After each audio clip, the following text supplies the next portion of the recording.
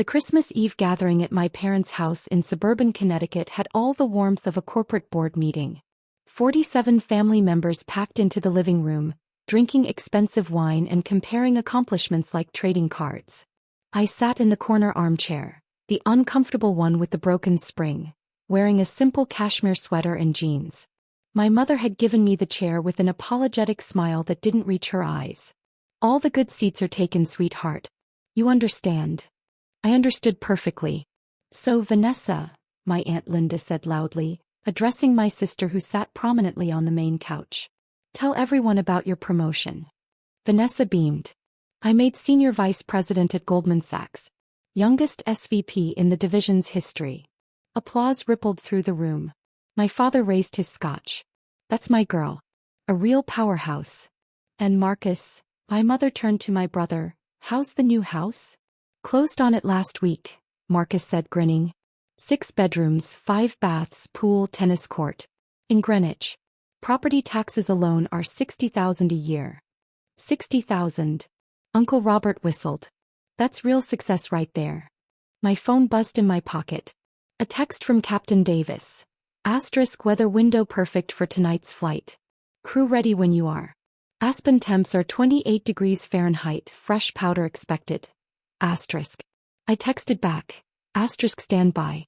I'll confirm in 30 minutes. *. And what about you, Elena? Aunt Linda's voice cut through my thoughts. What have you been up to? All eyes turned to me. I looked up from my phone. Working mostly. Working where? My cousin Jennifer asked. Last I heard you were between jobs. I'm not between jobs. I've never been between jobs. Well, what do you do? My mother asked, a slight edge to her voice. I manage investments. Investments? Marcus laughed. What investments? You can barely afford your apartment. I let it slide. I'd been letting it slide for 3 years, ever since I'd changed my name and restructured my entire financial identity. What my family didn't know, what they'd never bothered to ask about, was that Elena Chin no longer existed in any public database. I was Elena Williams now, and Elena Williams owned things that would make their 6-bedroom house look like a garden shed. Elena still lives in that studio in Queens, Vanessa explained to the cousins who hadn't seen me in years. She drives a 15-year-old Toyota. It's actually kind of sad. The car runs fine, I said evenly. Honey, when are you going to get serious about your life? My mother asked, her voice sugary with false concern. You're 32. No husband, no real career, no property. Vanessa and Marcus have built something. What have you built? A $4.2 billion investment portfolio, a venture capital firm with stakes in 17 companies, and a real estate empire spanning 4 countries, I thought. But I said, I'm content with where I am. Content, my father muttered. That's what failures call it. My Uncle James jumped in. Richard, don't be so hard on her. Some people are just late bloomers. Maybe Elena will figure it out eventually. I'm not a late bloomer, I said quietly. Then what are you? Vanessa asked, genuinely curious. Because from where we're sitting, you look like someone who's given up. Before I could respond, my mother stood. Let's do gifts. I know we said Secret Santa, but I think we should make an exception. She looked at me. Elena, dear, don't bother with gifts this year. We know you can't afford them anyway. No one expects you to participate. The room went silent. 47 pairs of eyes watched me, waiting for my reaction. I smiled. That's thoughtful of you, Mom. We just don't want you to feel pressured, she continued, warming to her theme. Financial struggles are nothing to be ashamed of. We're family. We understand. I appreciate that.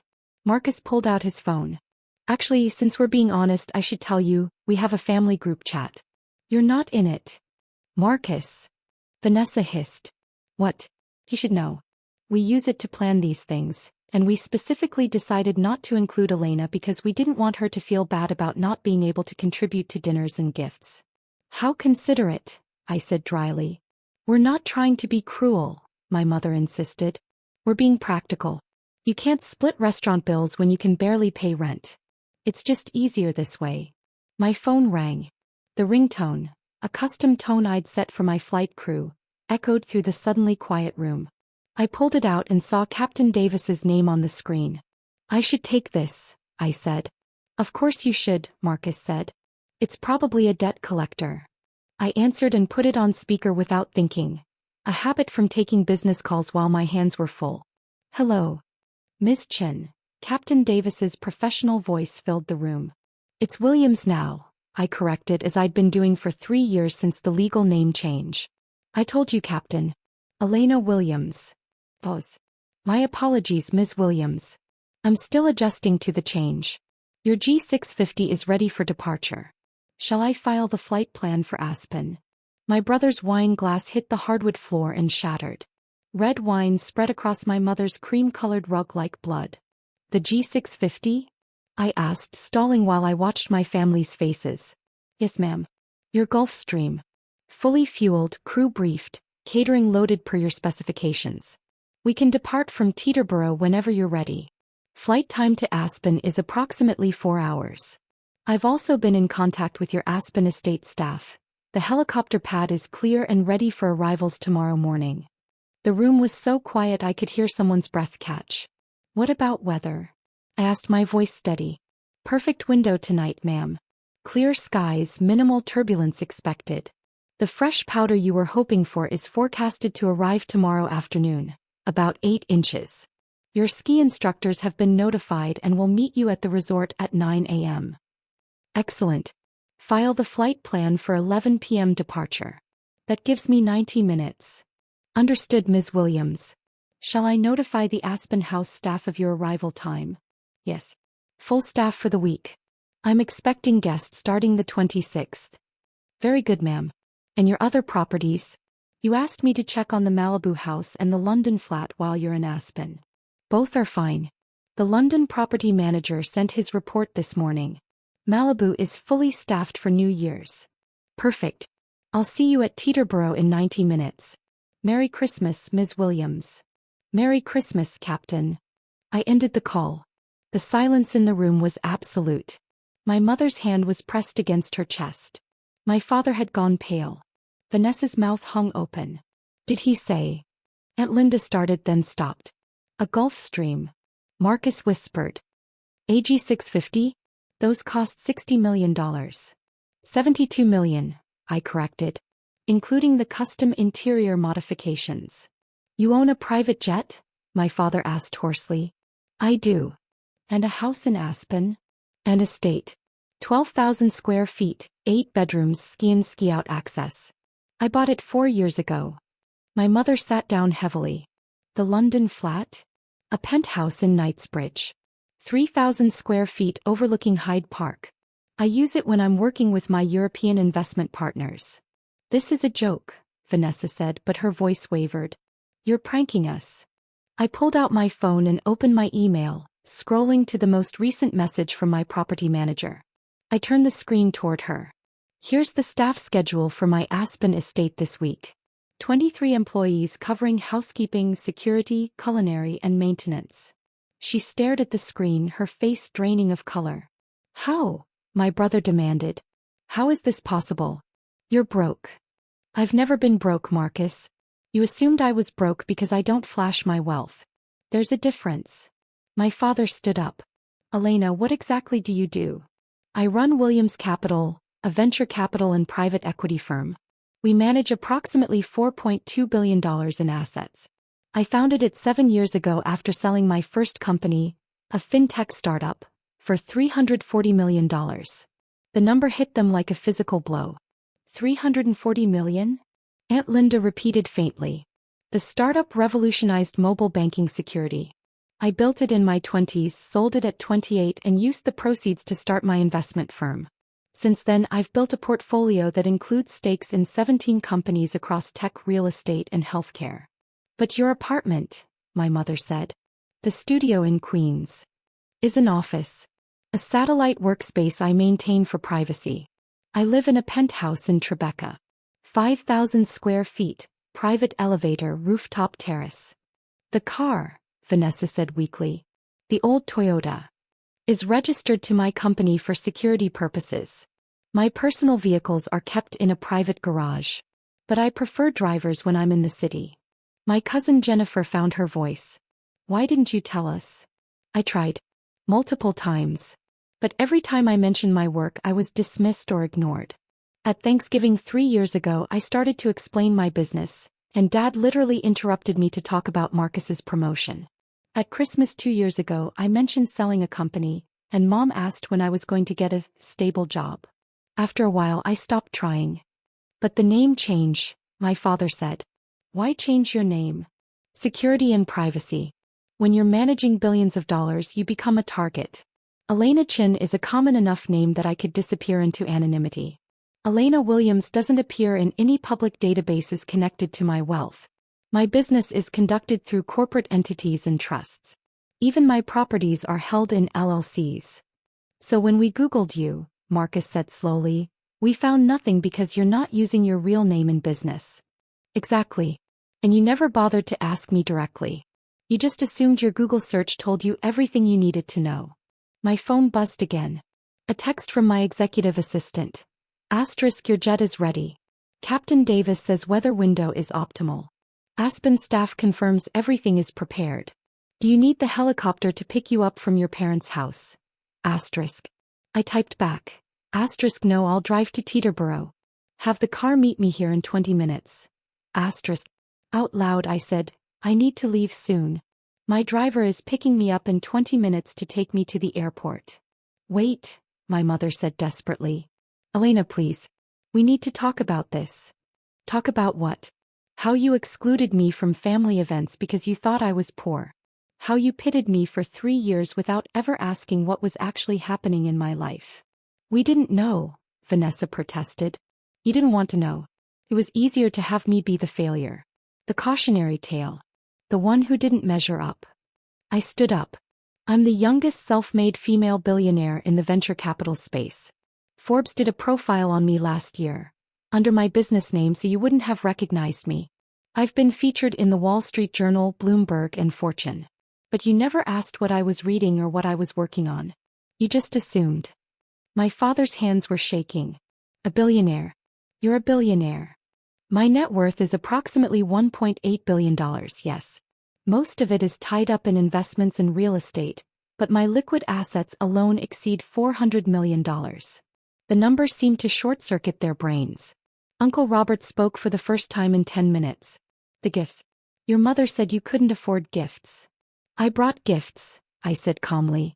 I walked to my bag, the worn leather tote that was actually a $15,000 Hermes Birkin, and pulled out an envelope. For Mom and Dad. Merry Christmas.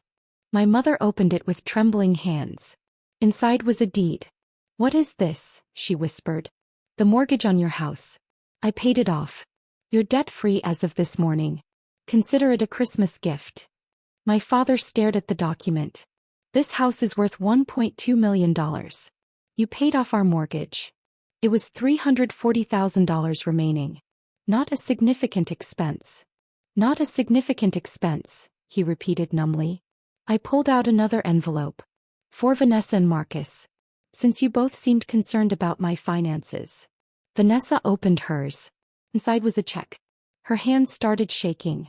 This is for $500,000. Your student loans from Harvard Business School. They're paid. Both of yours, I added, nodding to Marcus. I know Marcus still has $200,000 in loans from Stanford. Consider them settled. Elena, Marcus said, his voice breaking, I don't understand. I'm your sister. Despite everything, I love you both. I wanted to give you something meaningful. Financial freedom seemed appropriate. My mother was crying. Why? After how we treated you. Because you're my family. And because I hoped that maybe, someday, you'd see me for who I actually am instead of who you assumed I was. My phone buzzed. Car is outside. That's my driver, I said. I need to go. Please don't leave, my mother begged. Stay for Christmas. We'll cancel everything. I have plans in Aspen. Friends arriving on the 26th. A ski week I've been planning for months. Friends? Vanessa asked. CEOs, investors, a few politicians. We do it every year. A week of skiing, business discussions, and relaxation. Last year we closed a $500 million deal on the slopes. Can we? My father started then stopped. Can we see you? After Aspen? Can we talk properly? I looked at them, really looked at them. My mother's mascara running. My father's proud shoulders slumped. Vanessa and Marcus looking lost and young despite their impressive titles.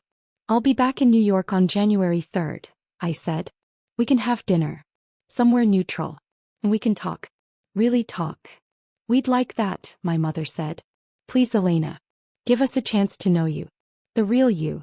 One condition, I said. You have to actually listen. Not just wait for your turn to talk. Not just hear what you want to hear.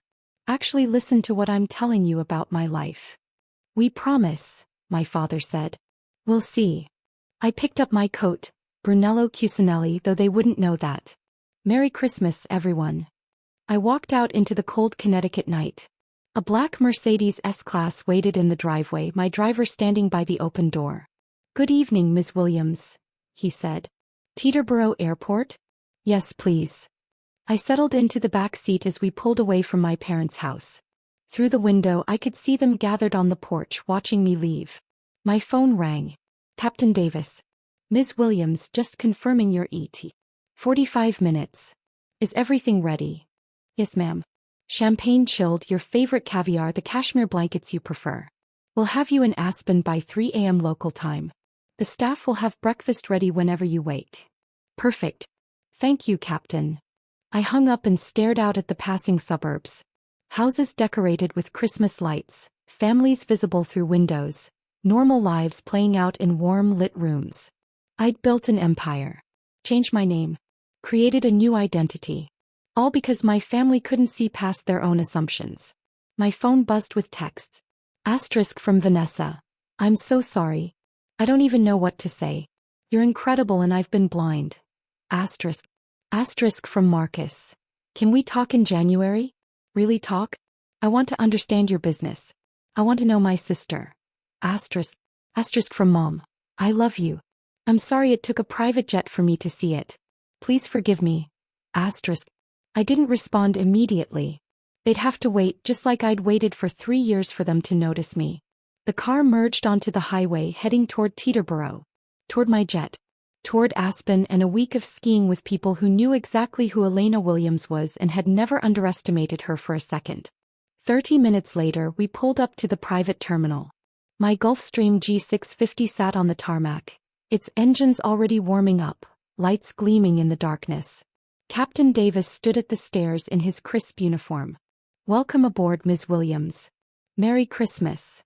Merry Christmas, Captain. I climbed the stairs into luxury, cream leather seats, mahogany tables, a bedroom in the back, every surface gleaming. The flight attendant, Sarah, greeted me with a smile. Your champagne, Ms. Williams. Dom Perignon 2008.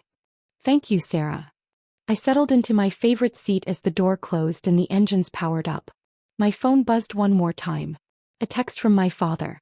Asterisk, I looked you up. Elena Williams, Williams Capital. Forbes profile, Bloomberg features, Fortune interviews. I read everything I could find in the last 30 minutes. I'm proud of you, Elena. I should have said it years ago. I should have seen you.